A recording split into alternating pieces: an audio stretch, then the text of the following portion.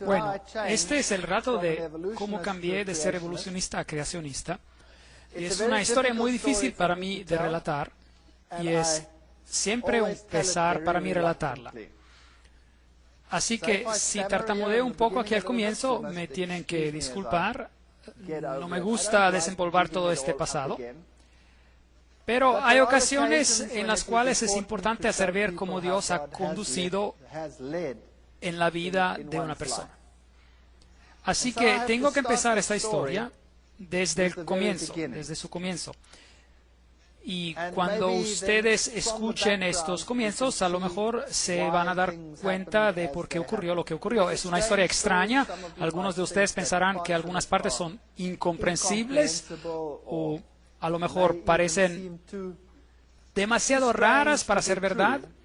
Pero el relato sí ocurrió y es un hecho que ocurrió de esa manera y yo no lo puedo borrar, así que lo voy a relatar tal como ocurrió, o por lo menos lo que me acuerdo de él.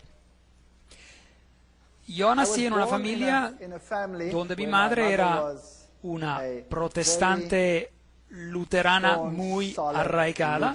Ella era muy fiel en su religión y mi padre era católico romano y él era también muy fiel en su religión.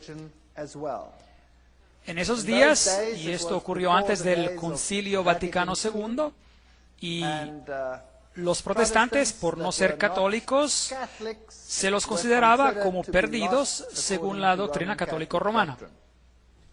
Pero en matrimonios mixtos entre un católico y un protestante era esencial que el miembro no católico en ese matrimonio tenía que prometer que los hijos serían criados como católicos. Mi madre aceptó esto y ella sabía que yo sería criado como católico y sí, yo fui criado como católico. Y nunca hubo una discusión ni una pelea sobre la religión en mi casa. Mi padre y mi madre se respetaban mutuamente y mi padre tuvo algunos problemas con la iglesia por un tiempo a causa de su matrimonio, pero los arreglaron y después de esto no hubo ningún problema sobre la religión que volviera a surgir en nuestro hogar. Y cuando aún era joven, como entre 7 u 8 años, mi madre se enfermó y le diagnosticaron cáncer. Y le dieron poco tiempo de vida. Ellos dijeron que ella tenía más o menos de 3 a 4 meses de vida, pero ella era una señora muy fuerte y logró sobrevivir por más de o menos 4 años. Ella murió cuando yo tenía 12 años. Pero esos 4 años fueron años muy miserables, muy difíciles. Ella sufrió más que cualquier otra persona que yo haya conocido personalmente. Y ella perdió una tras otra parte de su cuerpo. Tuvo una mastectomía y tuvieron que sacarle parte de sus intestinos. Tuvo colestomías. Y eventualmente se deterioró más y tuvo que pasar por operación tras operación. Y en esos días no eran tan sofisticados como lo son ahora. La quemaron bajo el tratamiento de radiaciones. Se les olvidó que ella estaba en el tratamiento y tuvieron que sacarle pedazos de piel negra. Así que ella sufrió de gran manera. Y a pesar de todo esto, ella nunca renunció a su fe. Y yo era muy apegado a mi madre. Pero a causa de todos los problemas que había en la casa y el hecho de que mi madre estaba al punto de muerte durante un largo periodo de tiempo, 4 años, había también bastante tensión en mi casa. En la escuela recibí también una instrucción religiosa. Yo estudiaba en una escuela protestante, la mayoría protestante, era la escuela alemana. Y yo recibí la instrucción religiosa por separado. Los católicos iban a ver a la monja y ella nos daba la instrucción religiosa. Ahora, yo he encontrado monjas muy amables a lo largo de mi vida y he conocido a monjas que son verdaderamente dulces y suaves y que son muy amables con los que están a su alrededor. Pero esta monja en particular, que me daba instrucción religiosa, era una persona muy dura, según la experiencia que tuve de jovencito en ese entonces.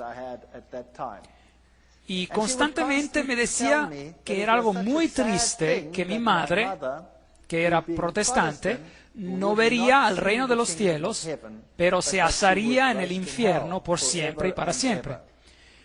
Y esto me molestaba bastante porque yo quería mucho a mi madre, y especialmente porque ella tenía tanto sufrimiento en su vida. Y esto duró como unos 3, 4 años durante la enfermedad de mi madre. Y más seguía este asunto y más rebelde yo me volvía en cuanto a las enseñanzas que se me estaban dando. Yo iba a la iglesia muy regularmente, tenía que ir a la iglesia cada domingo con mi padre. Yo pasé por todos los sacramentos, como la comunión y todas las cosas que hacen los católicos.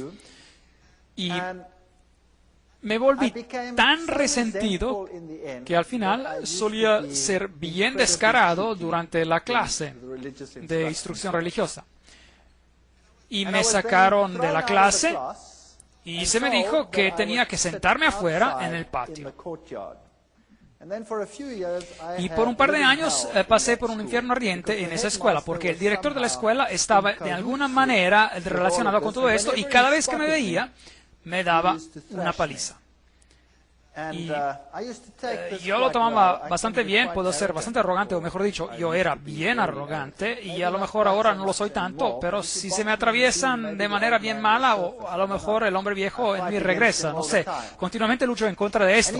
Bueno, el director me azotaba, y me acuerdo bien claramente que yo me agachaba, y él me azotaba 1, 2 y 3 veces, y yo le preguntaba, ¿ya ha acabado o se le ha paralizado su brazo? ¿Qué le está pasando?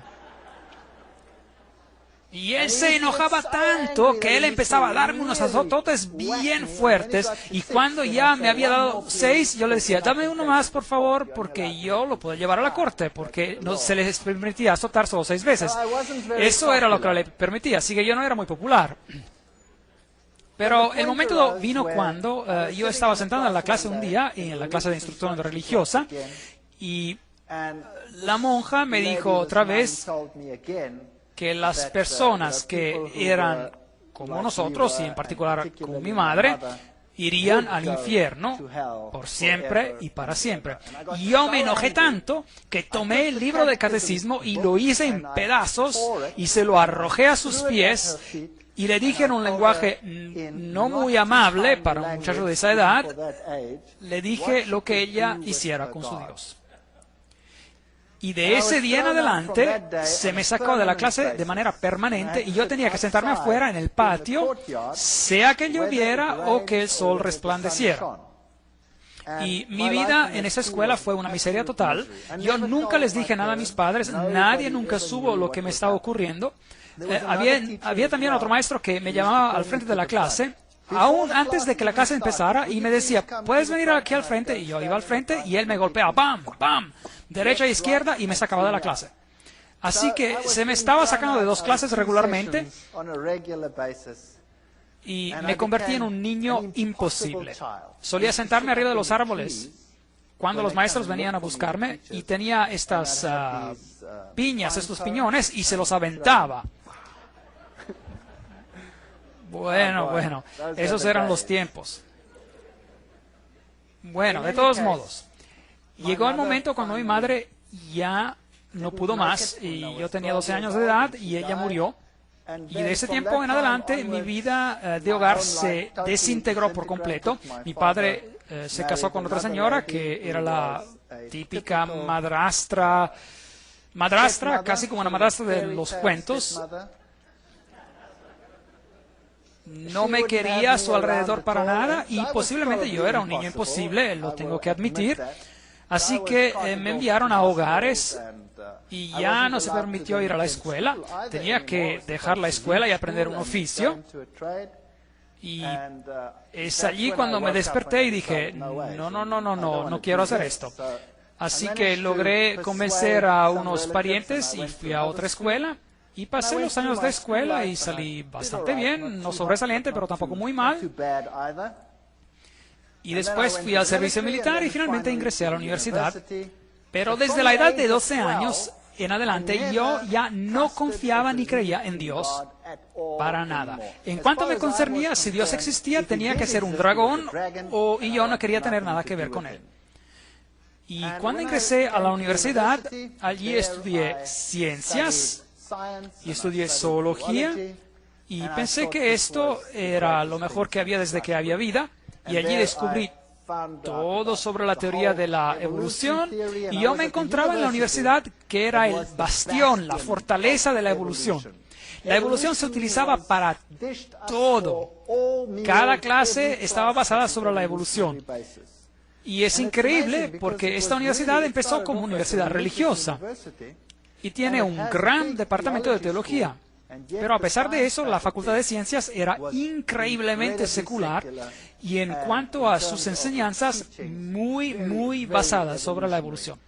Tenían algunos nombres muy importantes en cuanto a sus profesores, como Robert Broom y personas como él que habían trabajado con la calavera del niño de Taung, el supuesto ancestro de los humanos, y nuestros museos estaban llenos de estos huesos. Y yo realmente me involucré en la teoría de la evolución y pensé que esta era la respuesta a todos los problemas. Durante mi estancia a la universidad tenía un compañero de cuarto. Me encontraba en el albergue para estudiantes y mi compañero de cuarto era una persona muy amable, pero él era muy seguidor de la nueva era. También en esos tiempos, y esto hace bastante tiempo, y en esos tiempos el nombre nueva era ni era conocido. Y él estaba involucrado en la cientología. ¿Saben lo que es la ciencia de la cientología? Donde los conectan con el detector llamado E-metro y uno tiene que regresar a sus vidas pasadas y pasar por todos los problemas que uno tuvo y uno limpia su karma, hablando de todo esto, y eventualmente uno se convierte en Dios y uno ya lo ha logrado. De todos modos, él se convirtió en mi mejor amigo. Y yo no tenía ningún sitio donde ir durante los fines de semana y no tenía ningún sitio donde ir durante las vacaciones. Siempre tuve que trabajar para poder salir adelante a la universidad porque mi madrastra había convencido a mi padre que él no tenía que pagarme nada, así que yo tuve que trabajar. Y años después, para que sepan, yo tuve una relación fantástica con mi padre y todo se arregló. Y como verán, las situaciones peores se pueden arreglar también, ya verán. Y durante las vacaciones yo no sabía qué hacer, así que iba a la casa de este compañero y él vivía a una distancia de 2.000 kilómetros en otra ciudad que se llamaba Durban. Y cada vacación yo me iba a la casa de él porque yo no tenía ningún lugar donde ir. Y allí yo conocí a mi, entre comillas, compañera de cuarto de hoy en día, es decir, a mi esposa, que era su hermana. Ella es mucho mejor compañera de cuarto de lo que él nunca fue. Y ahora les tengo que contar algo del pasado de ella. Ahora, ustedes saben por qué yo era ateo, porque yo no creía en nada, había aceptado la teoría de la evolución y se había convertido en la respuesta a todos mis problemas. El pasado de ella era totalmente diferente. Su padre, en sus tiempos jóvenes, trabajaba para un periódico y se lo enviaba para investigar todos los acontecimientos raros del ocultismo en el país. Así que él trabajaba para este periódico y tenía su equipo de colaboradores y todo el equipo como cámaras infrarrojas y todo lo que se necesita, y él iba por Sudáfrica para investigar un acontecimiento raro tras otro. Él era muy escéptico y no creía en nada de esto, creía que era todo un gran chiste y que las sesiones de espiritismo eran una gran broma y una gran falsificación. Y mientras seguía asistiendo reunión tras reunión, él se dio cuenta de que esto no era una broma. Cuando él empezó a investigar algunos de esos acontecimientos raros y él estaba preparando su cámara, y en esa sesión de espiritismo en particular, él estaba preparando las cámaras y siempre estaba a la búsqueda para ver si habían escondido micrófonos, etc. Y algo lo agarró. No había ninguna persona que lo agarrara, pero alguien o algo lo agarró y lo golpeó de tal manera, tan fuerte, que tenía un golpe, un chichón grande como un huevo en su cabeza y fue afortunado de poder escaparse aún en vida. Cuando a alguien le pasa algo así, uno no empieza a pensar, bueno, había un micrófono escondido que me dio un golpe. Así que él se encontró en situaciones que eran tan raras, situaciones en las cuales él más tarde se involucró.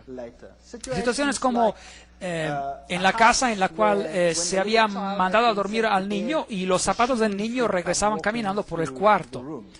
Y en otra situación, con un bebé recién nacido que gritaba de manera histérica, y cuando los padres ingresaban a su cuarto siempre lo encontraban puesto arriba del armario, y ese es un recién nacido, fuera de su cama y arriba del armario, y corrían hacia él y justo lograban agarrarlo en los brazos antes de que se estallara al piso. Así que él fue a esa casa y selló cada una de las ventanas y puso sus guardias afuera porque él pensó que alguien estaba haciendo una broma pesada, y él mantuvo todo cerrado y se puso a la espera. Y asimismo el bebé empezó a gritar y él corrió hacia el cuarto, y el bebé estaba arriba del armario y justo llegó tiempo para agarrarlo antes de que cayera al piso. Y hubo otras ocasiones cuando en una cierta casa excremento humano volaba por la casa, y él estaba sentado en esta casa y empezó a ventear, y el excremento humano empezó a estrellarse en contra de las paredes. Acontecimientos muy, muy raros, brujería de la peor. Había una casa que era plagada, acosada por un babuino que venía a destrozarlo todo. Un babuino es un chango, un mono grande, y este mono destruía todo y aterrorizaba a la familia y nunca podían atraparlo. Y luego un día le dispararon mientras entraba, y el mono se fue corriendo hacia afuera, y ellos siguieron las manchas de sangre y llegaron hasta el frente de la casa, y allí estaba tumbado uno de sus trabajadores muerto. Uno de sus trabajadores muerto. Así que esta era la típica brujería africana, así como se encuentra en África, en algunos lugares hasta la fecha. Y esto lo convenció de que había algo que estaba realmente ocurriendo, y él se involucró en sesiones de espiritismo más profundamente, y después empezó a aprender que había medium más elevados y medium de más bajo nivel. Los de más bajo nivel eran para la gente de bajo nivel, y los medium de nivel más elevado se comunican con los espíritus mejores. Y así fue como él se involucró en este tipo de actividades, y eventualmente él se involucró en el movimiento de la nueva era y logró él logró alcanzar un nivel muy elevado en este movimiento. Él escribió libros sobre esto, y él fue muy bien recibido en estos círculos de personas. Años después, los padres de mi esposa se divorciaron, y él se casó con una persona, una dama, que también había alcanzado una posición muy, muy elevada en el movimiento de la nueva era. De hecho, es una de las instructoras en el curso de los milagros. Ella enseña a la gente cómo convertirse en Cristo y cómo hacer milagros. Situaciones increíblemente malvadas ocurrían de vez en cuando en ese hogar. Los acontecimientos que ocurrieron en la casa de mi esposa cuando ella era niña son acontecimientos muy, muy extraños. Tenían una silla donde había supuestamente alguien que estaba sentado y que se oía respirar profundamente. Y había también un bastón que caminaba por sí solo y traqueteaba y cosas parecidas. Y ella creció con estas situaciones, y para ella esto no era nada. Ella estaba acostumbrada. Y para mí esto era bien extraño. Yo era ateo y no creía en nada, y trataba de racionalizar todo eso de manera científica. Y después, cuando mi esposa y yo nos casamos, nos mudamos a la ciudad donde yo estaba en la universidad, y durante años no nos ocurrió ningún problema grave. Y después, con mi esposa, tuvimos nuestro primer hijo y nuestro segundo hijo, y después nuestro hijo más joven. Mi esposa estaba embarazada de él, y mi suegro vino a visitarnos. Y él se quedó en un departamento que teníamos afuera de la casa, y él se quedó allí con nosotros. Y pensando bien las cosas, yo creo que es ahí donde todo empezó a ocurrir, porque si uno tiene una presencia de ocultismo, del ocultismo, uno va a tener esa presencia en su casa por mucho tiempo. Les quiero también decir que cuando estábamos recién casados, fuimos a vivir muy cerca de ellos, y pasaron acontecimientos muy, muy extraños en nuestra casa. Acontecimientos absolutamente horrorosos en algunas ocasiones. Nuestros platos volaban por el cuarto y se estallaban contra la pared, y cosas similares. O cuando uno estacionaba el coche y el coche empezaba a tambalear, moviéndose hacia un lado del garaje. Ocurrieron cosas muy extrañas en esos entonces. Pero uno se olvida de esos acontecimientos y uno los racionaliza y piensa que a lo mejor no existieron, pero eran acontecimientos extraños. Cuando mi esposa estaba embarazada con nuestro último hijo, y mi suegro se mudó a vivir en nuestra propiedad. Ella se enfermó de manera grave y estaba tan enferma que nosotros no pensábamos que ella sobreviviría. Y ella entraba y salía del hospital y tenía que estar con un respirador y estaba muy, muy enferma. Y después pensamos que había algo que estaba mal con el embarazo, y los doctores analizaron todo y ellos dijeron que lo mejor que se podría hacer era de abortar, porque el niño estaba probablemente muerto. En esos tiempos aún no tenían un escáner en los hospitales, así que no podían saber exactamente y no sabían si a lo mejor el niño ya estaba muerto o no. Así que decidimos que teníamos que transferir a mi esposa a otro hospital donde tenían un escáner, y ya logramos hacer eso. Y ella estaba muy enferma, tenía una temperatura muy elevada, y ellos hicieron el escaneo, y este pequeño feto era de un tamaño así de pequeño, y él se encontraba en muy buen estado y estaba chupando su pulgar. Así que nosotros decidimos que no íbamos a abortar, pero más bien que íbamos a continuar con el embarazo. Y íbamos a ver todo lo que ocurriría. Y por fin, después de 9 meses de infierno y de enfermedades y de toser y de pasar más tiempo en el hospital que afuera del hospital, ya dejaron salir a mi esposa y el niño nació. Y este niño era el niño más miserable que uno se pueda imaginar. Era un niño imposible. Él gritaba desde la mañana hasta la noche. Si uno quería darle de comer, uno tenía que envolverlo varias veces en una manta para que no pudiera mover sus brazos, porque si no él agarraría y rasguñaría a uno con sus uñas mientras se le trataba de darle de comer. Y si uno lo ponía en la cama, él gritaba y gritaba y seguía gritando. Así que teníamos un método donde uno quedaba sentado cerca de él y mecía la cama por largo tiempo hasta que por fin el niño se dormía. Y uno se iba a hurtadillas a la cama y trataba de dormirse, y el momento que uno lograba dormirse, el niño empezaba a gritar otra vez. Y esto siguió por meses, una situación absolutamente caótica. Y no había nada que uno pudiera hacer para apaciguar a este niño. Mi esposa estaba destrozada y yo estaba destrozado, estábamos todos totalmente hechos pedazos. Y después, una noche, a las 2 de la mañana, yo tuve un sueño, que alguien me estaba estrangulando. Y el sueño fue tan real que me desperté sudando frío de la cara y mi corazón estaba latiendo como loco, como si fuera un tambor tocando rápidamente, y yo me senté tieso tratando de recuperarme de esa pesadilla terrible que había tenido, y justo el momento después, el pequeñito en el cuarto al lado del nuestro gritó como si alguien lo estuviese matando. Y mi esposa y yo recibimos un susto tan grande que salimos corriendo de la cama y corrimos hacia nuestro pequeño bebé y lo tomamos en los brazos, y cuando hicimos eso, él empezó a temblar de manera violenta y su temperatura subía y le daban convulsiones por la fiebre. Así que lo llevamos de urgencia al hospital y lo miraron y tuvieron que poner una tienda, una carpa de refrigeración. Tenían una tienda, una carpa que tenía temperaturas bajas, y le pusieron una infusión endovenosa, y después él estaría entre la vida y la muerte. Y él se recuperaba de esa situación y regresaba a la casa y permanecía tan imposible como antes de irse al hospital, y después las cosas iban bien por unas 2 o 3 o 4 semanas, no me acuerdo exactamente del periodo de tiempo entre estos ataques, y después exactamente a las 2 de la mañana, precisamente a esa hora, era siniestro. Teníamos un reloj en nuestra cama, era uno de esos relojes digitales que muestra la hora, y así que uno podía ver que eran exactamente ahí, eran las 2 de la mañana. Las 2 de la mañana. Y en ese momento es que yo me despertaba con ese sentimiento terrible de que alguien me estaba estrangulando, y sacudía levemente a mi esposa y le decía: acabo de tener esa pesadilla horrorosa otra vez. Y después el pequeñito gritaba en el cuarto del lado, y salíamos corriendo y lo tomamos en los brazos, y lo mismo ocurría. Y las cosas se volvían tan graves que pensábamos que no lograríamos llegar al hospital y que el niño no sobreviviría. Y no había nada que uno pudiera hacer. En cuanto empezaba a gritar, sus temperaturas subía, y subía de tal manera que él se desvanecía. Eventualmente en el hospital llegaron a conocernos también que tenían el lugar preparado para él cuando quiera que se necesitara. No sabían lo que le estaba pasando, nunca pudieron encontrar la causa. En una de estas ocasiones, el doctor dijo que tenían que inyectarlo en su zona lumbar, porque tenía que haber algo que estaba mal con el fluido de su espina dorsal. A lo mejor tenía un tipo de infección cerebral que estaba causando esto.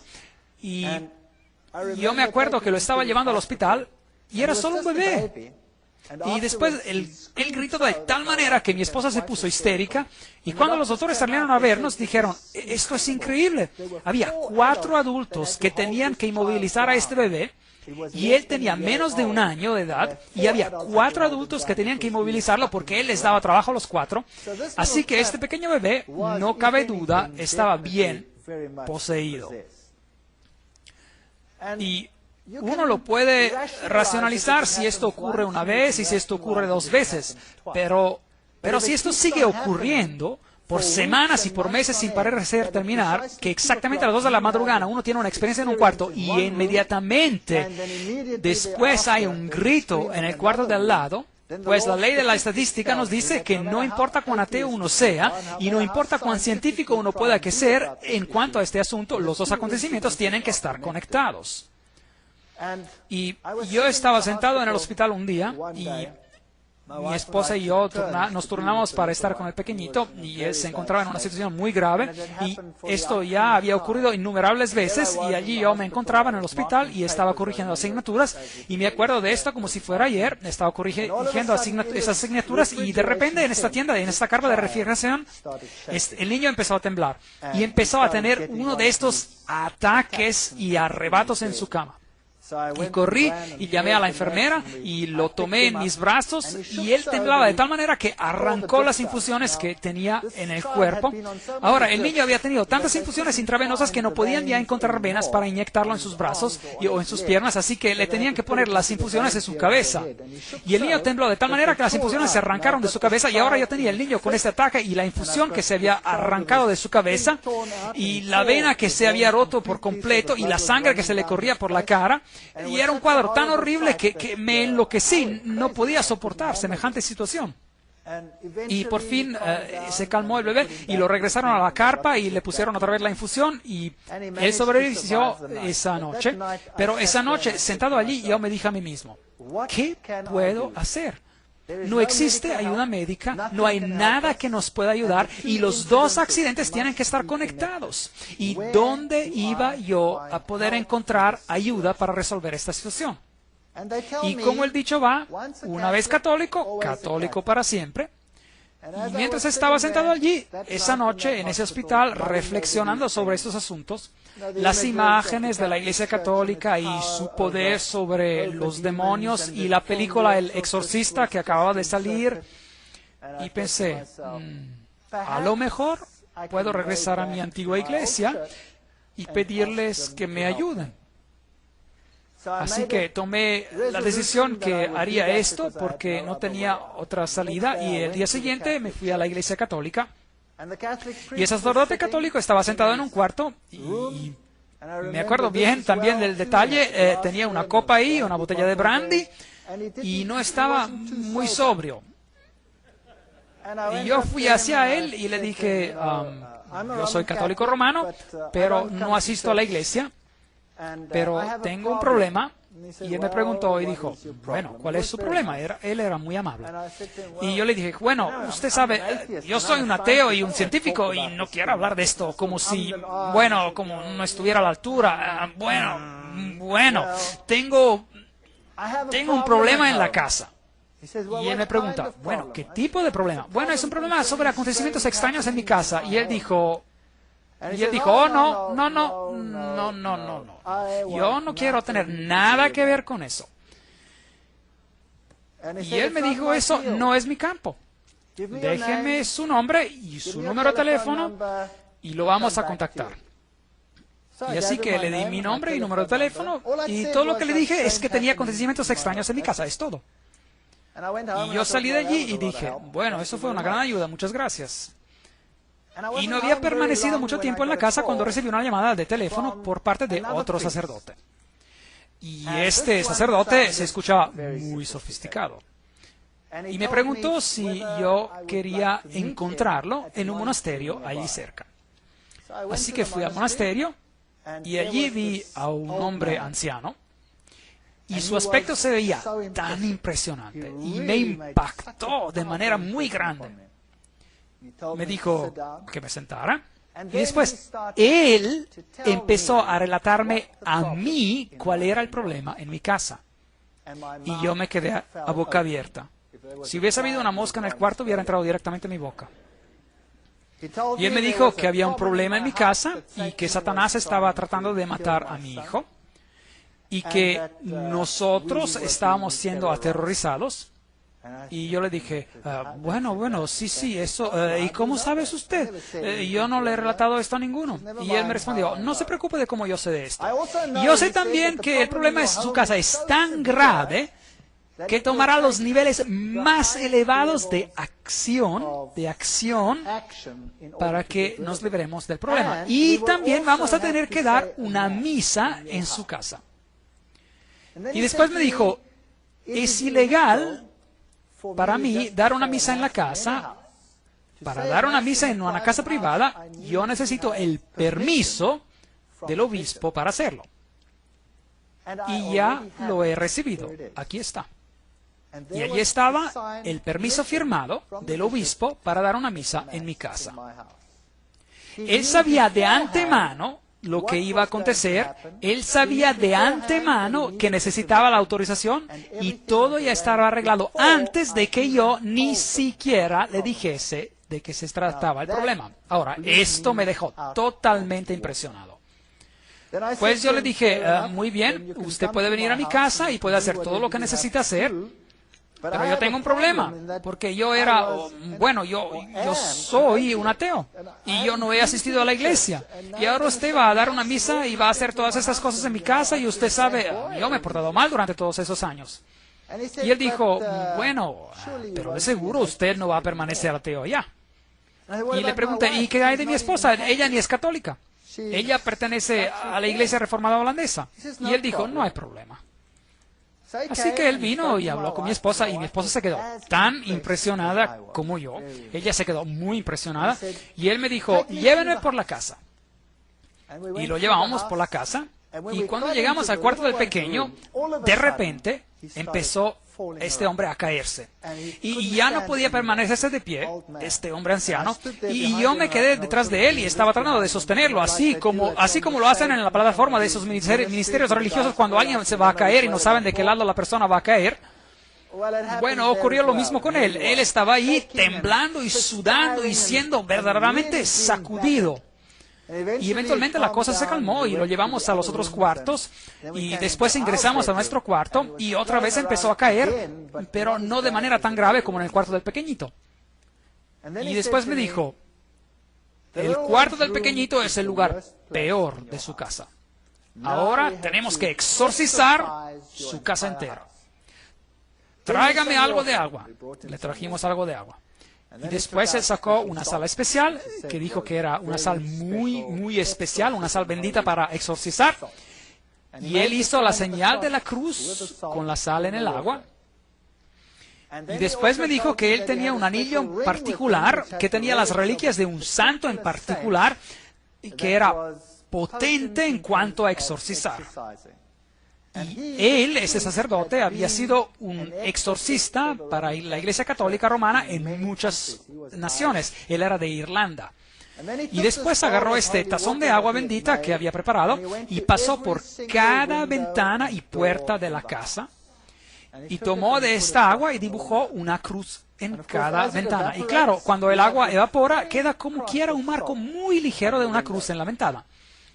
Y él pasó por toda la casa con esta agua bendita y después puso el agua bendita al piso y después dijo, ahora vamos a dar la Santa Misa aquí en el cuarto de este niño. Y él preparó todo y mientras él estaba preparando, nosotros teníamos muchos animales domésticos, mascotas en la casa, un perro y 2 gatos y todo tipo de animal y todos los animales que uno tiene cuando tiene niños en la casa. Y mientras él estaba preparando la misa, de repente todos los animales vinieron al cuarto corriendo, ¡boom!, de golpe. Y allí estaban sentados. Y yo miré todo esto y dije, esto es extraño, ¿qué está ocurriendo? Y él dijo, bueno, él dio la misa y después antes de irse, él dijo, ahora, lo que ustedes tienen que hacer es que arriba de cada cama de cada niño, ustedes tienen que poner lo siguiente. Y él sacó de su bolsillo amuletos de Lourdes, donde María había aparecido, de Lourdes, y él nos dijo, nos dio los amuletos de Lourdes y nos dijo que había muchos falsos, pero estos eran los originales, y nos dijo que teníamos que ponerlos sobre cada cama de los niños. Y después hizo algo increíble, tomó la cruz con la cual él había sido ordenado y me la dio y me dijo, esta póngala sobre el pequeñito. Yo odio cuando el diablo destruye a niños pequeños. Así que la colgamos ahí arriba, y mi esposa estaba dando clases de cerámica en la escuela técnica y había hecho una vasija muy bella y decidió dársela como un regalo, porque ¿cómo puede uno pagar por lo que este hombre había hecho? ¿Qué puede hacer uno? Así que ella le dio esto como regalo. Y él dijo, este regalo es tan precioso, yo lo voy a dar a las monjas que se encuentran en un cierto monasterio donde ellas jamás salen a ver la civilización. Y después se fue. Y esa noche estábamos muy ilusionados. Tomamos al niño pequeño y él estaba bastante contento y no estaba gritando como era usual, y lo tomamos y le dijimos que era la hora de ir a la cama, y cuando eso ocurría se volvía una fiera, pero ahí estaba contento él. Y lo pusimos en su cama, y él estaba apenas empezando a dar sus primeros pasos, y lo pusimos a la cama, y el niño, cada vez que lo poníamos a la cama, siempre había hecho lo siguiente: se había puesto en una posición fetal, y es decir, se hacía bolita y empezaba a golpear y a gritar y a ponerse totalmente rojo y a volverse totalmente loco. Y esa noche lo pusimos a la cama y se acostó de espalda y se rió. Y extendió sus brazos de esta manera y empezó a hacer los sonidos de que los niños pequeños hacen, como gu gu, y se durmió. Y por primera vez en su vida durmió durante toda la noche. Y la noche siguiente también durmió durante toda la noche. Y la noche siguiente, y la noche siguiente, y la noche siguiente, y la siguiente semana, y el siguiente mes. Y ahí estaba yo, el científico ateo testarudo, que lo sabe todo. Y había paz y calma en mi hogar. Y después me di cuenta de que yo no lo sabía todo, para nada. Y ahora me dije, ¿y ahora qué voy a hacer? Aquí hay un problema muy grave en mi casa, y la iglesia resuelve el problema. Ahora, ¿voy a ignorar lo acontecido o voy a decir, existe un Dios y yo tengo una responsabilidad hacia ese Dios? Y por varios meses yo luché con este pensamiento, verdaderamente luché interiormente, y mi esposa también luchó con esos pensamientos, y después dije, no tengo otra elección, yo tengo que regresar a la iglesia. Afortunadamente mi primer hijo había llegado a la edad donde tenía que atender las clases para la comunión, y esto me dio una excusa para ir a la iglesia. Así que fui a la iglesia, y allí había un par de estudiantes en esta pequeña villa universitaria, y ellos me dijeron, ¿qué hace usted aquí? Y yo les dije, bueno, mi hijo tiene que frecuentar para prepararse a la comunión. Y yo empecé a ir a la iglesia, y me involucré bastante en la iglesia nuevamente. Cada domingo, fielmente, todos íbamos a la iglesia. Y mi esposa empezó a decir que así tenían que seguir las cosas. Así que ella también frecuentaba la iglesia, aunque no se involucró tanto como yo. Y porque había tanta armonía en la casa, ya nos volvimos más relajados. Y un día estaba sentando y pensé, esta casa necesita un cambio. Y como típico hombre de HP alemán, le dije a mi esposa, ¿sabes? Si hiciéramos esto y esto y el otro, podríamos hacer algo con nuestra casa. Y subí arriba al ático para ver exactamente cuáles eran los muros maestros, y después agarré un mazo y derrumbé todo lo que no me gustaba. Y así decidimos reestructurar toda la casa, y eso fue lo que hicimos. Había logrado ahorrar algo de dinero, y en ese entonces no tenía ningún problema grave, así que remodelamos prácticamente toda la casa. Y durante ese proceso yo tuve que ir a ver a un hombre que trabajaba para trabajar en mi cocina. Y por entonces aún no estaba verdaderamente involucrado en la iglesia, aún estaba en ese estadio donde decía, bueno, si no sé lo que ocurre, pero vamos a ver. Bueno, y este hombre que iba a trabajar en la cocina vino a verme y me dijo que yo camino con el Señor, me dijo. Y aún me acuerdo de haber pensado, oh, por favor, aquí está otro que camina con el Señor. Y yo le dije, muy bien, usted camine con el Señor. Yo estaba bastante descarado, pero bueno, usted camina con el Señor, pero yo quiero la cocina arreglada, ¿está bien? Y él dijo, bueno, sí, está bien, pero puedo darle esto. Y él me dio un panfleto, un folleto. Y bueno, él era una persona amable, así que yo me quedé allí con el panfleto y yo lo puse en un cajón y dije, bueno, lo voy a leer después. Y después él acabó de poner la cocina y la casa se acabó de remodelar, y después, cuando todo eso se había acabado, yo empecé a regresar a la iglesia. Y esto siguió por un periodo de 1 año, y yo fielmente iba a la iglesia regularmente. Y yo siempre estaba sentado allí el domingo de la mañana y me asombraba de todas las cosas, bueno, de todo lo que yo sabía que estaba ocurriendo en la Iglesia Católica. Y otra vez volví a estudiar el catecismo acompañando a mi hijo en el estudio de lo mismo, y me pregunté sobre el mismo ritual que ocurría una vez y otra vez todo el tiempo. Y ustedes saben, la hostia que se levanta y el cambio de pan a la divinidad y la pequeña cajita con la luz roja donde Dios se encontraba. Y me empecé a preguntar por qué Dios quería las mismas cosas una y otra vez. Y por qué Él estaba satisfecho con el mismo ritual una y otra vez.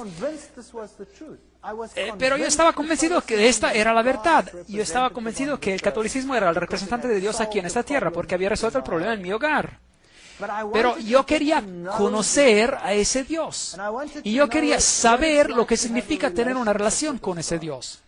Y consideré el movimiento carismático. Ellos tenían los derrumbados por el Espíritu, y me pregunté, a lo mejor es eso lo que uno necesita para saber que Dios existe, porque yo en realidad no lo siento, no sé dónde está.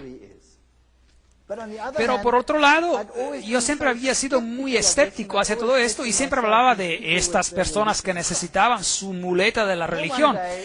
Y después un día estaba sentado en el salón de clase y estaba dando una clase a un grupo de estudiantes del primer año.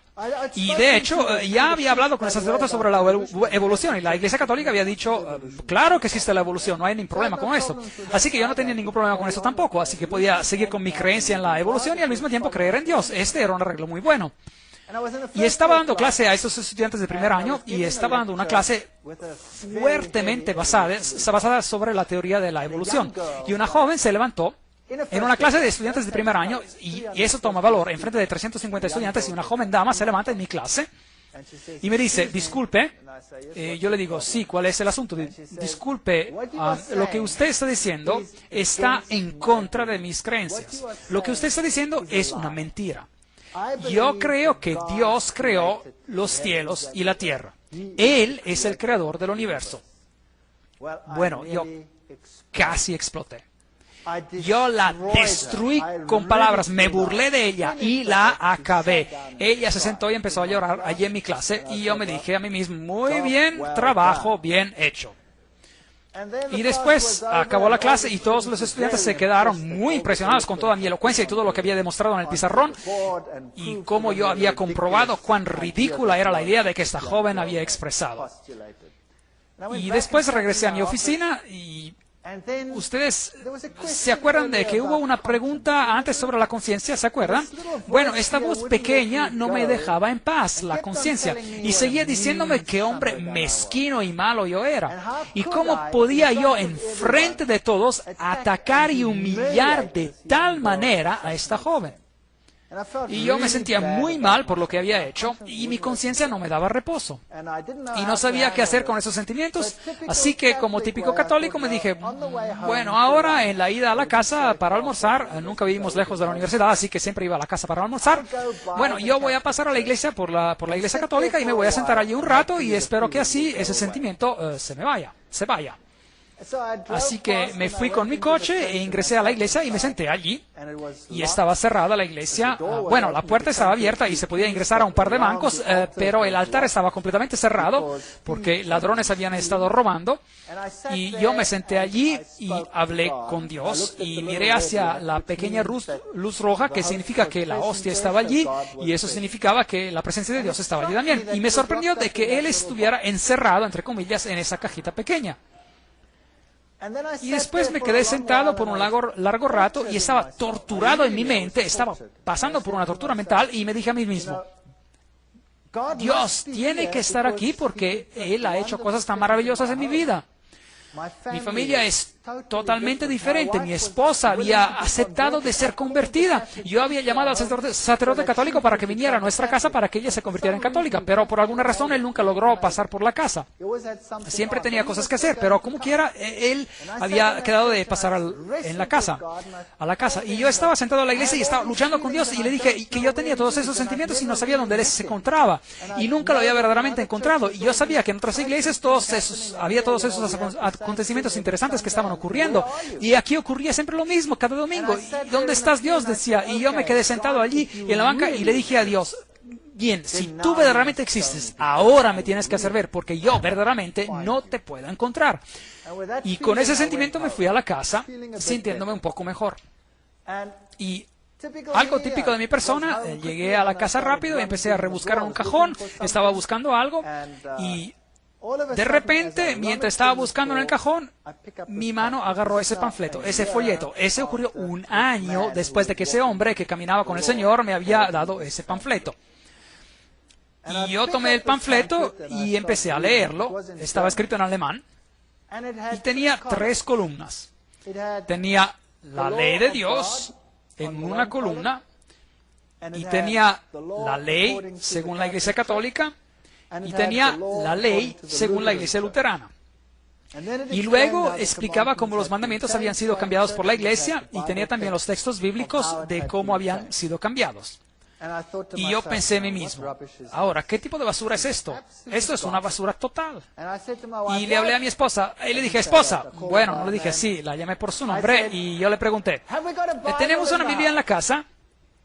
Y ella dijo: no, no creo, yo no creo que tengamos una Biblia. ¿Cómo que no? Claro que debe haber una Biblia en la casa. Hemos estado yendo a la iglesia por casi un año y no tenemos una Biblia en la casa. Había muchos libros de catecismo en la casa, así que tomé un libro del catecismo y lo abrí y leí, y efectivamente los mandamientos indicados en el panfleto eran idénticos con los que estaban escritos en el libro del catecismo. Y después me acordé de una vieja caja que una señora anciana que había muerto me había dejado. Y la había puesto en el garaje después de haber ordenado algunas cosas, y me acordé de que había muchos libros en la caja y yo sabía que una señora anciana seguro debía de tener una Biblia. Así que salí afuera al garaje y empecé a rebuscar en la caja, y de cierto allí encontré una vieja Biblia alemana. Así que ingresé a la casa y la abrí y allí estaba. Los 10 mandamientos eran totalmente diferentes comparados con los mandamientos que tenía en el libro del catecismo. Y esto me dejó perplejo. Así que después de un año llamé al hombre que construyó mi cocina, al ebanista, y le dije: ¿usted se acuerda de mí hace un año? Y usted me instaló una cocina. Y él me dijo: ¿sabe qué? He tratado de llamarlo todo el día. Tenía este sentimiento que tenía que llamarlo y no sé por qué. ¿Qué está pasando? Y yo le dije: ¿podría venir a visitarme? Usted me dejó un panfleto y me gustaría hablar sobre este panfleto con usted. Y él vino después de un año y vino a verme, era una persona amable, y empezamos a hablar. Y después empezamos a hablar de las Escrituras, de la Biblia. Y empezamos a hablar sobre el libro de Daniel y las profecías sobre Daniel capítulo 7, y las estudiamos con él y tomamos notas y hablamos hasta las 3 de la mañana, y él regresó al día siguiente y al día siguiente, y en 3 días habíamos estudiado Daniel y Apocalipsis, todos los hechos históricos y todas estas cosas, y yo no le creía ni una palabra. Y después decidí que la única manera que íbamos a resolver esto es si yo iba a comprobar si cada uno de los hechos estaban así como él me los había explicado. Si es que esos reinos y esos reyes estaban así como me lo había explicado. Así que regresé a la universidad, al departamento de historia, al departamento de teología, y agarré todo lo que pasó por mis manos y controlé y comprobé si los hechos estaban correctos. Y si estaban correctos. Y después empecé a descubrir que el pequeño cuerno de Daniel, el capítulo 7, si uno lo toma así como la Biblia lo dice, no puede ser nadie más que la Iglesia Católica. Y esto fue algo que me chocó, que me impactó totalmente. Y después estudié la versión protestante que dice que el cuerno pequeño era el rey Antioquio Epifanio o Epifanes el cuarto, y estudié todo eso. Y encontré que no puede ser él porque ninguno de los criterios encaja. Y vi también cómo las escrituras habían sido cambiadas sobre algunos de esos puntos. Pero para ser imparcial, invité al sacerdote católico a mi casa. Y le pregunté: ¿puede por favor venir a visitarme a mi casa?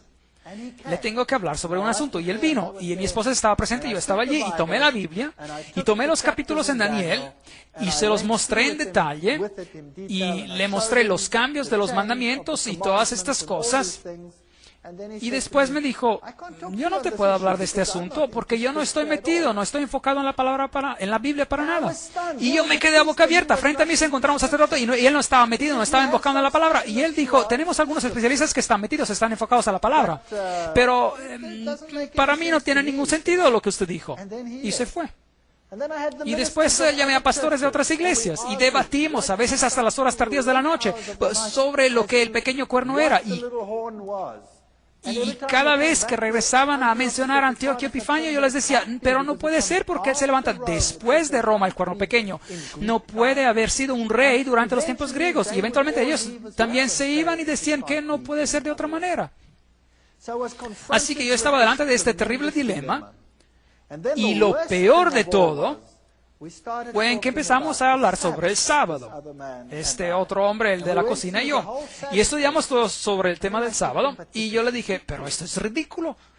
¿Cómo pueden ustedes guardar un mandamiento? Porque dice que el Señor en 6 días creó los cielos y la tierra, el mar y todas las cosas que en ellos hay. Esto es totalmente ridículo. Todo empezó a existir gracias a la evolución. Y él dijo, no, todo empezó a existir gracias a la creación. Dios lo creó. Y se me calentó la cabeza y yo le dije, pero eso es basura. Y él me dijo, se lo voy a comprobar. Y yo le dije, inténtalo pues. Y él lo intentó. Y el día siguiente él vino a mi casa con una pila de libros de este tamaño, todos sobre el creacionismo. Y me los dio. Y yo me acuerdo que cuando revisé esos libros y daba mi clase rápidamente y regresaba a mi oficina, revisé esos libros muy rápidamente y se los regresé en un periodo de tiempo muy corto. Y aquí están sus libros, le dije. Y él me preguntó, ¿y qué opina? Y yo le dije, nunca he leído tanta basura en toda mi vida. Y él me dijo, no se preocupe. Y me trajo otra pila como la primera. Y también revisé esos libros y era todo tan confuso y lleno de tanta basura.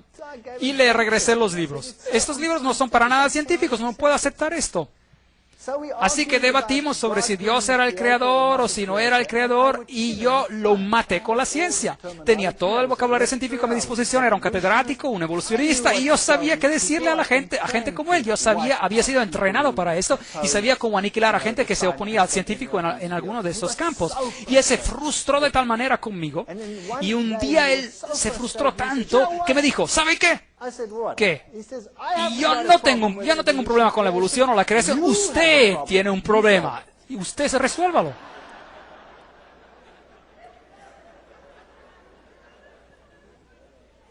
Así que ahora me tocaba a mí. Yo tenía la sartén por el mango.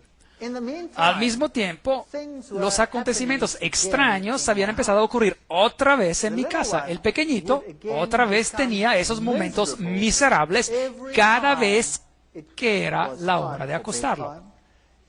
Y otra vez se volvió gruñón y gritón y todo el resto. Y también nos dimos cuenta de que cada vez que teníamos un momento de paz, mi esposa y yo estudiamos las Escrituras como nunca. No les puedo describir cuánto las estudiábamos. Yo desgasté una Biblia en 2 meses, la tuve que tirar porque ya estaba totalmente desgastada y se estaba deshaciendo. Y mi esposa estaba estudiando y ella tenía un problema increíble con esa idea del sábado. No tenía sentido, parecía tan loca. Y nadie al trabajo sabía lo que me estaba ocurriendo. Y un día fui al trabajo y la secretaria en mi departamento vino a verme y me dijo, tengo algo para que usted lea. Y me dio un montón así de alto de documentos. Y cuando los revisé en un momento que tenía libre, vi que era un largo documento en contra del sábado y que había sido escrita en contra de los adventistas del 7º día. Y esto me sorprendió mucho porque nadie en el trabajo sabía lo que me estaba ocurriendo. ¿Saben? Un científico nunca admitiría que ahora está hablando o pensando sobre la religión. Eso sería ridículo. Mis colegas eran todos ateos. Y yo tomé esto y pensé, ¿y ahora qué hago con este documento? No tengo tiempo con esto. Yo estoy ahora con el problema de la evolución y la creación, así que le pasé el documento a mi esposa y le dije, aquí hay material, revísalo y a lo mejor encontramos una salida de todo esto. Y ella de manera meticulosa estudió cada punto y era un documento bien gordo, bien espeso, escrito en contra del sábado. Y mientras que yo estaba luchando con el asunto de la evolución y creación, ella estaba luchando con este asunto. Y después un día me dijo, sabes, he analizado cada uno de los puntos que tienen en el documento y cada punto lo he comparado con la Biblia y cada vez encuentro que ese documento son las palabras de hombres y la Biblia dice otra cosa. Así que ese documento ahora me ha convencido que el sábado tiene que ser correcto. Eso es algo, imagínese, un documento escrito en contra del sábado le comprobó a ella que el sábado era de hecho muy importante y correcto. Pero yo seguía con mi problema. Un problema muy grande y no podía aceptarlo, y yo no iba a guardar un día por una creación que había tomado 6 billones de años y no 6 días literales. Así que me tocaba a mí, y en ese momento todo empezó a enloquecerse otra vez en mi casa. Y cuando tomábamos la Biblia, el pequeñito se volvía histérico. Y cada vez que teníamos un momento de tiempo libre, el niño se volvía histérico. Y eventualmente el niño agarró una botella de vino. Nosotros habíamos estado bebiendo vino y la rompió. Y yo no me encontraba en el cuarto en ese momento, pero escuché que se había roto un vidrio. Y después fuimos a ver y lo que estaba ocurriendo. Y él estaba pisando sobre todos los pedazos de vidrio rotos y sus pies estaban cortados por todos lados. Y su dedo grande casi se cortó por completo. Así que de regreso otra vez al hospital y le cosieron el dedo gordo, y de ese momento otra vez empezó la pesadilla en nuestra casa. Y yo estaba luchando en mi mente con la cuestión del sábado. Y un día estaba en la biblioteca de la universidad, y en esa universidad teníamos una biblioteca basada sobre la evolución, y era la biblioteca más grande de ese tipo en todo el hemisferio sur del planeta. Y yo me dije, bueno, tiene que haber una solución. Y me dije en mi mente, Dios, si hay algo que está mal con esta teoría de la evolución, yo no lo he encontrado, y tú me lo tienes que mostrar, porque nadie me puede mostrar esto. E ingresé a la biblioteca y tomé un libro. Y mientras estaba saliendo, un colega me paró y me dijo, un momento, hay otro libro que usted tiene que tomar, que es el mismo libro que este, pero una nueva edición. Y se encuentra en los estantes interiores. Algo raro. Bueno, así que yo fui a la sala interior y tomé esa edición también. Y así que con los 2 tomos me fui a la oficina y empecé a leer. Pero empecé a leer los 2 al mismo tiempo. Y mientras estaba leyendo uno, la vieja edición decía que hay un problema muy grande con los cetáceos, con las ballenas, porque aparecen de repente en el registro fósil y totalmente formados, y no hay evidencia de que uno dio origen al otro. La nueva edición del libro envolvía todo esto en términos científicos y decía, los cetáceos tienen un origen antiguo y evolucionaron de este y este y este y este, etcétera, etcétera, etcétera. Y examiné el libro modelo tras modelo, y la edición antigua admitía que había un problema en el modelo teórico y la nueva edición nunca admitía que había un problema. Y es allí que empecé a pensar, un momento, hay algo que no está bien aquí. Hay algo que no está claro aquí. Y cada vez que ingresaba en la biblioteca, como que cada vez un milagro ocurría. Sacaba un libro y exactamente el próximo libro que sacaba decía el opuesto sobre el mismo tema. Y en corto tiempo tenía un gran montón de libros con estos ejemplos. Y en ese entonces estaba dando clases sobre la genética y empecé a pensar sobre esto. Y después empecé a analizar este asunto de la genética. De la misma manera como lo hemos hecho en las conferencias sobre el creacionismo. Y empecé a pensar bien cuáles son los problemas. Y me dije, déjeme ahora de manera objetiva sentarme y considerar cuáles son los problemas. Y produjo una lista tan grande de problemas que me dejó sorprendido. Y hay algo que me tiene que haber ayudado, porque la lista de problemas era tan grande que parecía increíble. Y después una noche estaba sentado en la casa y el pequeño otra vez se portaba de manera imposible. Él se fue a la cama y nosotros también nos acostamos, y a las 2 de la mañana tuve una pesadilla. Me estaba estrangulando y el pequeñito dio un grito al momento después y nosotros corrimos hacia él y lo mismo ocurrió. Pero él no se enfermó tanto como para que lo lleváramos al hospital, solo tuvo una fiebre muy alta y pudimos controlarla de una manera u otra en la casa. Y después contacté al ebanista, el que me había puesto la cocina, y le dije, ¿sabes? Hay algo verdaderamente raro aquí. Yo sé que según la Biblia, que este sistema, el sistema romano católico, no puede ser el sistema de Dios. Pero habíamos tenido este problema y no le quería contar sobre esto. Y bueno, después le dije como a medias, pero no le conté todo. Y él me dijo, no se preocupe, vamos a orar. y el problema se paró. Y una semana después volvió a ocurrir otra vez, a las 2 de la madrugada. Y lo que había ocurrido, sin que yo supiera, él había reunido a un grupo de personas y él les había pedido que oraran a las 2 de la madrugada, que se levantaran, así que ellos ponían sus despertadores regularmente y se levantaban y oraban por una familia que ni tampoco conocían. Y tuvimos una paz total, donde pudimos estudiar nuestras Biblias con paz y calma. Y después una noche, una de las damas que oraban decidió que, bueno, ahora ya iban bien las cosas porque se tenía que levantar. Y no se levantó. Y eso volvió a ocurrir. Ahora, pensando atrás, Dios no necesitaba la oración de esa persona, pero había lecciones en esta experiencia que serían importantes para mí. Que Dios quiere la unidad entre su pueblo y todos tienen que estar unidos sobre un asunto. Así que esa fue una lección para ellos y también para nosotros. Y después llegué al punto donde yo sabía que no podía quedarme entre dos opiniones para siempre. O esto es la verdad, y lo había estudiado y verificado, había buscado a profesores que me hablaran sobre el significado en griego de esto, el significado hebreo de esto otro, había averiguado los hechos históricos, había estudiado las profecías, no había otra manera en la cual todo esto tuviera un sentido lógico. Había estudiado lo que las otras iglesias habían dicho al respecto y no tenía sentido. Y yo sabía que había que tomar una decisión. No había otra salida. Y yo decidí que sí lo iba a hacer. Iba a decidir a favor de esto. No importaba cuán aislada y rara me pareciera ser esta iglesia. La primera vez que mi esposa vio adventistas, se puso a llorar. Comían de manera tan rara, eran tan diferentes a como éramos nosotros. Y me acuerdo que el hombre me dijo, ¿no quieren venir a uno de nuestros servicios de culto? Y yo dije, es domingo, ese es mi día libre. Yo me paseo en la camiseta de jeans y chanclas. Y no voy a ir a ninguna iglesia a no ser que vaya exactamente así como soy. Porque si yo iba a la iglesia católica, me iba en jeans y camiseta y chanclas. Y él dijo, bueno, está bien, venga. Así que fui a la iglesia adventista y me senté en el fondo y vi a todas estas personas con sus trajes y sus corbatas y me disgusté.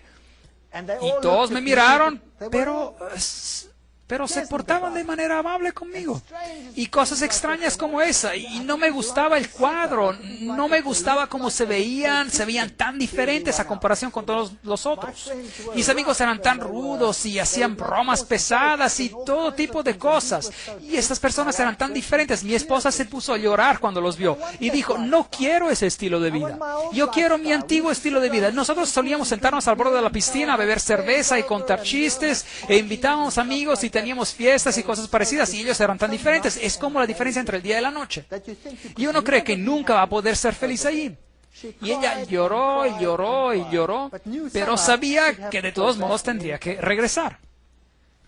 Y después, un día, decidí que ya no soportaba la situación en el trabajo con todas estas enseñanzas sobre la evolución y otra cosa extraña ocurrió. La cabeza del departamento me pidió liderar, de ser el líder de un grupo de discusión sobre la evolución con los estudiantes de posgrado dentro de unas 2 semanas. A todos les tocaba y a mí me hubiera tocado dentro de unos meses, pero algo ocurrió y anticiparon mi turno. Y ahora yo tenía un problema muy grave.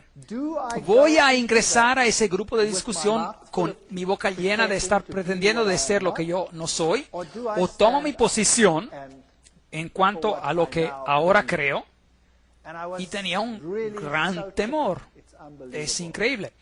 Estaba tan atemorizado en cuanto a ese acontecimiento. Para perder la cara entre los colegas cuando uno ha sido lo mejor entre ellos es una experiencia muy dolorosa. Y decidí después de una fuerte lucha interior que tomaría mi posición, que sí lo haría. Mis nuevos amigos, que con el andar del tiempo se habían convertido en menos raros a mis ojos, estarían orando por mí mientras que yo lideraba esa discusión. E ingresé en esa sala de clase y todos los colegas de trabajo estaban sentados allí. Esta era una reunión para estudiantes de posgrado, así que todos los colegas estaban presentes y también todos los estudiantes de posgrado. Así que el formato de la discusión era de empezar con una presentación y después de tener este grupo de discusión sobre la evolución. Y empecé la presentación y después cambié el tema y hablé sobre los genes y mencioné cada uno de los problemas. Y pregunté todo el sistema genético así como lo había entendido en esa fecha. Y dije al fin, y por esto, la evolución no es posible. Bueno, la primera reacción fue silencio absoluto. Y después se armó un alboroto total. Uno de mis colegas se puso totalmente rojo de la cara y empezó a gritarme a lo loco, y espuma empezó a salir de su boca, literalmente con el enojo total. Era algo increíble. Y después, uno de los estudiantes, una joven, es interesante ver cómo ocurren estos asuntos, una estudiante destacada, ella se levantó y dijo, quiero decir algo. Y miró a todos los profesores y dijo, cuando yo vine a esta universidad, yo creía en Dios. Yo tenía una buena vida, yo tenía una buena relación con Dios. Y ahora yo no creo en nada ya.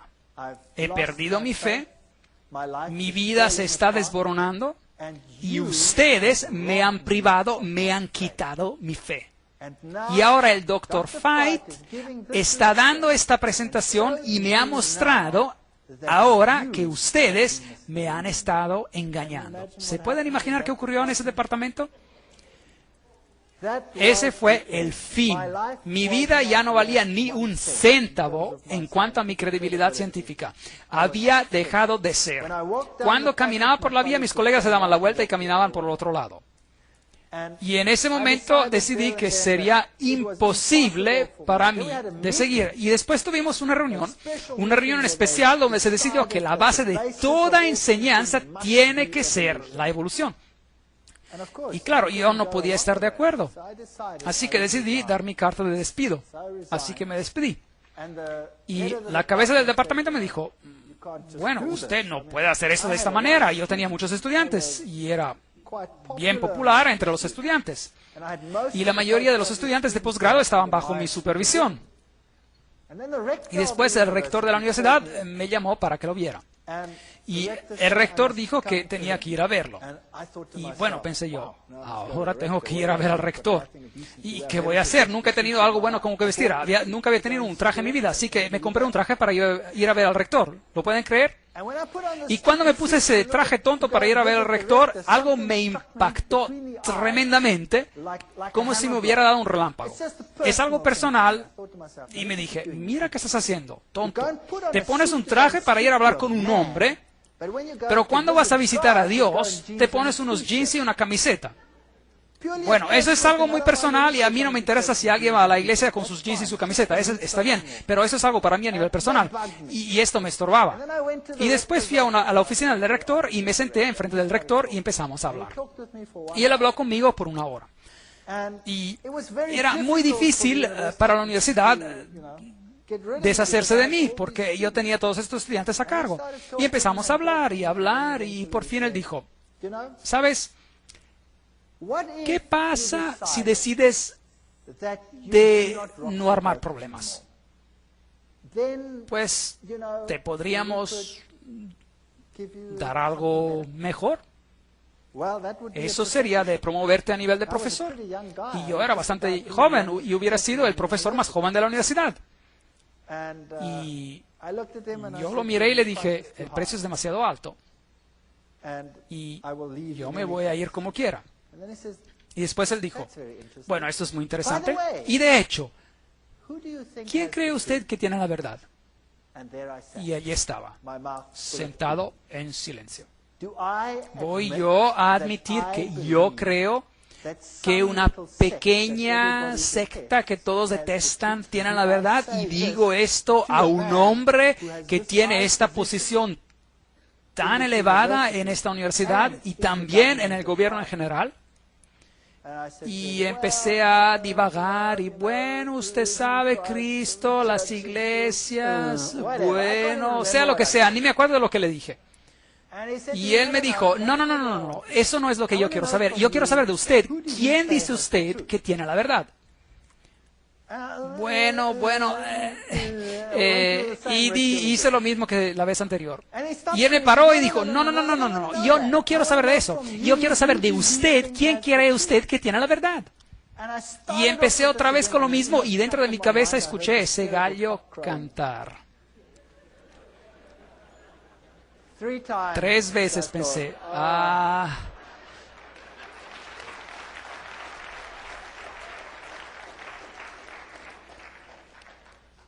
y le dije, bueno, yo creo que es la Iglesia Adventista del Séptimo Día que está predicando la verdad. Y ahora pensé, bueno, ahora ya sé que soy un hombre muerto.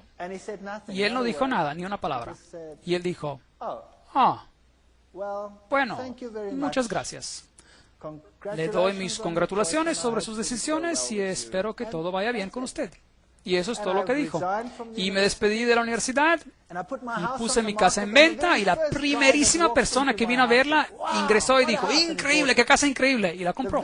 La primera persona.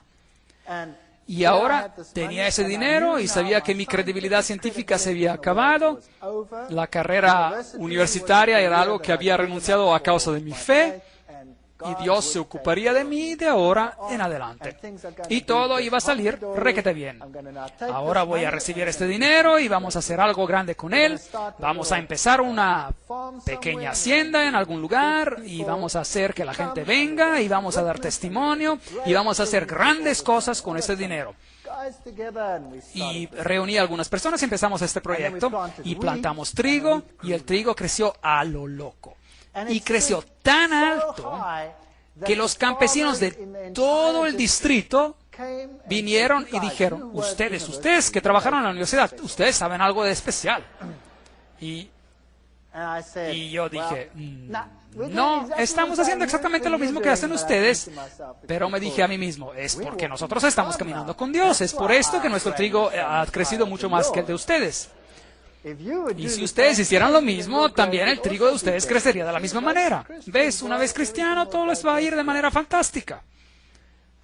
Y estaba contento de estar afuera de la universidad y nos mudamos a ese lugar y empezamos a poner en marcha el proyecto. Y nuestro dinero estaba todo invertido en el terreno. Invertimos mucho más dinero en préstamos para conseguir todo lo que se necesita para una cosecha de trigo. Todo para hacer toda esta cosecha de trigo. Y después una bandada de pájaros llegó, que era tan grande como nunca he visto en mi vida. Y pasaron por alto todas las haciendas con el trigo pequeño y se bajaron en el mío y lo hicieron su casa y quedaron solo rastrojos.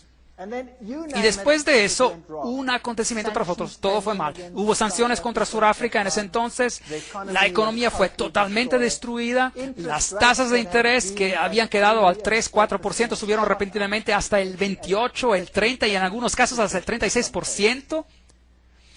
Y los préstamos que se podían pagar muy cómodamente se convirtieron en una pesadilla total. Y la única manera de ganar dinero se nos quitó y fuimos totalmente destruidos. Todo lo que jamás había poseído se fue de un golpe, desvanecido como la arena entre los dedos. Y todos los medios que me servían de apoyo desvanecieron. Y los pájaros se comieron la cosecha de mi campo. Y yo le dije a Dios, ¿cómo puedes hacerme algo así? ¿Cómo me puedes destruir? ¿Cómo puedes permitir que algo así ocurra? Y ya no tenía nada con que sustentarme, ya no tenía nada. Mi credibilidad científica era cero. Nunca podía regresar a mi trabajo anterior, era acabado. Y las cosas se pusieron peor, y llegamos al punto cuando ya no nos quedaba nada, ni comida, nada. Y mi esposa y mis hijos y yo nos sentamos y hablamos sobre el asunto y decidimos, si esta era la verdad, y yo no creo que todo lo que había ocurrido había venido desde el otro lado. Ven, cuando yo tomé mi decisión, mi hijo había cambiado. Él se convirtió en un niño totalmente diferente. Antes, aun cuando no estaba enfermo, él tenía como quiera una mirada oscura y sombría en su cara. Y él cambió de tal manera que se convirtió en el más dulce y amable niño en nuestra casa. Se convirtió en un placer de vivir con él. Y yo sabía que lo que había ocurrido anteriormente había sido una artimaña. Yo sé que la Biblia dice que Belcebú no va a echar afuera a Belcebú. Pero lo que había ocurrido en mi casa es que no había sido echado afuera por Belcebú. Cuando la Iglesia Católica había venido y hecho lo que tenían que hacer, Satanás había dicho a sus demonios, quédense quietos.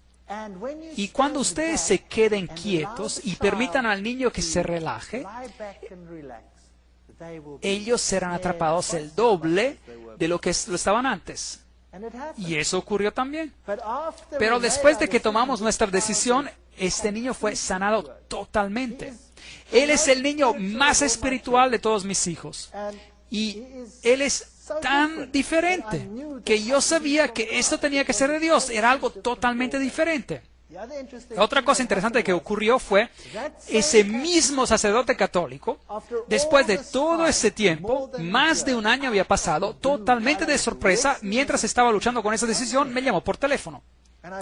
Y yo respondí al teléfono y dije, hola. Y él dijo, yo soy el padre tal y tal. Y yo dije, es bien raro, ¿por qué me llama? Y él me dijo, ¿sabe usted sobre su padre que está muerto? Su padre está teniendo problemas grandísimos en el purgatorio. Es verdad, eso es lo que él me dijo. Y yo le dije, pero ¿cómo sabe usted? Y había estudiado en la Biblia sobre qué pasa cuando uno muere y sabía lo que ocurría, así que le pregunté, ¿y usted cómo sabe? Y él me dijo, las monjas que nunca ven al mundo, los del otro lado le han dicho que su padre está teniendo problemas y él está teniendo problemas por causa suya. Y será bien que usted regrese a la iglesia rápidamente. Y será mejor que usted empiece a orar y dar misas para que este problema se resuelva. Y yo le dije, muchas gracias por la información. Y me acuerdo de haber colgado el teléfono y de haber pensado, diablo, has llegado demasiado tarde, demasiado tarde. Ese hombre era un hombre amable y él está engañado, yo lo sé. Y espero que el Señor lo conduzca un día a una vida mejor y una comprensión mejor. Pero aquí me encontraba en esta hacienda sin dinero, sin medios, sin nada. Con una carrera destruida, sin una posibilidad de poder regresar, aislado, el hazme reír del mundo académico y sin dinero, sin dinero. Y nos arrodillamos y reclamamos cada promesa en la Biblia. Y dijimos, Señor, tú has prometido, tú cuidarás de todas nuestras necesidades. Tú has prometido que los hijos del hombre justo jamás se verán mendigando en las calles. Y no hay ninguna salida de la situación donde nos encontramos. No hay dinero, no hay comida, no hay nada. Pero nosotros creemos en tus promesas.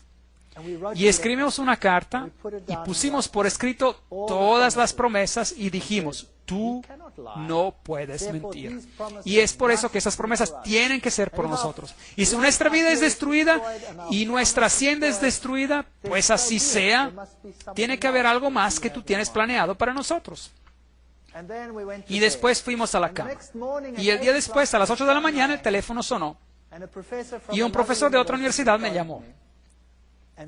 Y dijo que uno de sus colegas tenía un problema muy grave y tenía que dejar la universidad y tenía que tomar un permiso prolongado de ausencia por un año.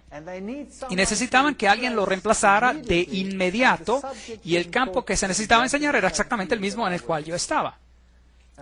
Y yo le dije, bueno, ¿qué quieren que haga? Y él dijo, bueno, usted podría venir a dar las clases. Y yo le dije, pero ¿sabe usted y qué hay de...? Y él dijo, no se preocupe, en cuanto usted permanezca en lo científico no hay problema, no importa, vendría y haría esto para nosotros, estamos en un problema y necesitamos a alguien. Y sabemos que usted está libre. Y yo dije, bueno, muchas gracias, sí, es una buena idea. ¿Y cuándo empiezo? Y bueno, tenemos que pasar todo por las puntas probablemente en 3 meses. Y yo dije, muy bien, muchas gracias, y colgué. Y dije, intento muy bueno, Dios, pero dentro de 3 meses yo voy a estar muerto porque no tengo nada que comer. Yo estaba tan deprimido. Y después, como unos 20 minutos y una media hora después, el teléfono suena otra vez. Y es la misma persona. Y él me dice, hay algo de raro que acaba de ocurrir. Y yo pregunté, ¿qué pasó? Fui a la oficina del rector para que él firmara estos documentos para empezar el proceso de contrato. Y él me dijo, no tengo tiempo para tener a las juntas, para llamarlas y dar comienzo a este proceso. ¿Qué es lo que usted necesita? Y le expliqué lo que yo necesitaba y que tengo que reemplazar a alguien. Y él dijo, ven aquí, yo lo firmo. Y asigna a la persona y ya puede venir mañana si quiere. Y yo dije, increíble. Así que, ¿cuándo comienzo? Y era un día jueves. Y él dijo, ¿el lunes? Usted empieza el lunes. Y yo le dije, ¿empiezo el lunes? Y yo me encontraba en el otro pequeño pueblo y tenía una hacienda y había vacas y estaba en bancarrota. ¿Y quién iba a cuidar de estas vacas tontas en la hacienda? Y 10,000 otros problemas por resolver en un fin de semana. Imposible. Imposible. Y colgué el teléfono y dije a mi esposa, tengo un trabajo en la universidad, solo por un año probablemente, pero está bien. Por lo menos tenemos algo con que empezar, pero tengo que empezar el lunes y ¿quién va a cuidar del resto? Así que oramos y dijimos, Señor, tú tuviste una solución. Seguramente tú que sabes todo tienes que tener las otras soluciones también. Y acabamos de terminar cuando alguien tocó a la puerta y una pareja joven llegó. Y esta pareja joven dijo que ellos eran campesinos en otro país al norte de Sudáfrica y eran adventistas del séptimo día. Y ellos habían estado trabajando para otro campesino y él les había dicho que si no estaban preparados para trabajar los sábados se tenían que ir. Y lo sacó del trabajo. Así que habían perdido su trabajo porque guardaban el sábado. Y el joven me dijo, no tengo dónde vivir, no tenemos dónde quedarnos. Y yo les pregunté, ¿les gustaría vivir en esta hacienda? Y ellos dijeron, sí, claro. Y yo les dije, yo no les puedo pagar nada. Y el joven dijo, está bien, usted no me tiene que pagar nada. ¿Podemos vivir aquí? Claro que pueden vivir aquí. Lo que ustedes vendan de la leche, eso lo pueden guardar para ustedes. Y yo pensé que pagaría el interés de todos los préstamos que tenía con mi salario y todo esto estaba resuelto en 24 horas. Había alguien en la hacienda que quería vivir allí sin recibir salario y cuidar de la hacienda y vivir de lo que sacaba, y yo tenía un trabajo en la universidad. Así que me fui a esta universidad y empecé a dar clases. Y por las primeras semanas no tenía salario, no había dinero. También otro milagro, durante ese mismo periodo encontramos una casa en el medio del mes y no tenía que pagar nada hasta el final del mes. Mis niños se fueron a la escuela y recibieron ropa para ir a la escuela, uniformes. En mi país había uniformes para ir a la escuela, toda la ropa y todas las medidas, y todos nos los pusieron a la cuenta hasta el final del mes. Pero no tenía ni un céntavo para comprar un poco de comida para seguir adelante. Y después ingresé a mi coche, y yo no cuento a las personas que me encuentro en un problema de dinero. Ingresé a mi coche y estaba conduciendo, y estábamos conduciendo con la última gasolina que nos quedaba, y mi hija dice, ¿qué es esto aquí? Y ella recogió 150 rand, la moneda de Sudáfrica, en esos tiempos equivalía a $150, y dijo, estaban en el piso, y la semana después encontramos otros 150. Yo no sé cómo llegaron hasta el coche, pero esto permitió que siguiéramos hasta que llegó mi primer salario.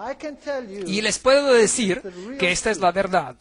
Hubo momentos cuando pasamos por tiempos muy difíciles, cuando no teníamos casi dinero, todo mi dinero se iba para pagar intereses, y llegamos a momentos cuando se nos acababa todo y ya no teníamos comida para nada. Y me acuerdo un día estar sentado a la mesa sin comida, orando al Señor y dándole gracias por lo que íbamos a recibir, a comer, y esa es la verdad. Cuando sonó la campana de la casa y salimos y no había nadie, pero había una canasta llena de comida allí en el piso, y ese es un hecho. Les quiero decir algo. Si ustedes conocen al Dios vivo, a lo mejor el camino de ustedes no va a ser un camino de rosas. A lo mejor no tendrán lo mejor de todo lo que necesitan, pero su agua y su pan serán seguros, y Él cuidará de ustedes. Mientras me encontraba en esa universidad, había estado dando clases por los primeros 3 meses cuando motines, disturbios estallaron en la universidad. Había un caos tan grande en mi país, había motines por todos lados. El rector ordenó que se pospusieran los exámenes. Y después ya no encajaban con lo que quedaba de tiempo. Y un día tuve que empezar temprano y todos mis exámenes cayeron en ese día. Y después la cabeza del departamento me llamó y yo le dije, ¿qué tengo que hacer ahora? He hecho todo lo que tengo que hacer acá. Y por 6 semanas ya no hay nada que va a suceder, solo motines en el campus de la universidad. No tengo exámenes que dar las próximas semanas. ¿Qué tengo que hacer? Y él dijo, vete, ve a la luna por lo que me importa. Y regresa en 6 semanas. Y mientras alguien había arreglado al mismo tiempo para que yo fuera por un viaje por 6 semanas a los Estados Unidos y otros lugares para observar las puertas petrificadas y otras cosas alrededor del mundo. Y yo había dicho a esa persona, olvídense, acabo de empezar un trabajo y no puedo decirle a mi jefe que me quiero ausentar por 6 semanas. Y allí estaban las 6 semanas. Y pude viajar a esta gira de estudios. Ustedes han visto muchas de esas fotos en esas conferencias. Y yo les podría contar una historia tras otra y los podría mantener ocupados toda la noche. Les quiero decir que el Señor intervino con tal poder en nuestras vidas, y mientras seguimos con nuestras vidas nuevamente de regreso a la universidad, empezaron a respetarme por la ciencia que estaba practicando. Y eventualmente me dieron una posición permanente y tuve que empezar otra vez del comienzo. Antes era profesor adjunto y ahora era profesor auxiliar y eventualmente regresé a ser profesor adjunto y después profesor y después cabeza de departamento, a pesar de lo que yo creo y a pesar de lo que yo digo. Si ustedes piensan de que Dios no puede cuidar de ustedes, yo les quiero decir, Él puede hacer todo. Yo estoy empleado en una universidad secular. Yo soy profesor y cabeza del departamento de zoología en una universidad secular. Y yo enseño y predico el creacionismo, lo cual es imposible en cuanto a imaginación humana. Y a pesar de eso, yo tengo esa posición.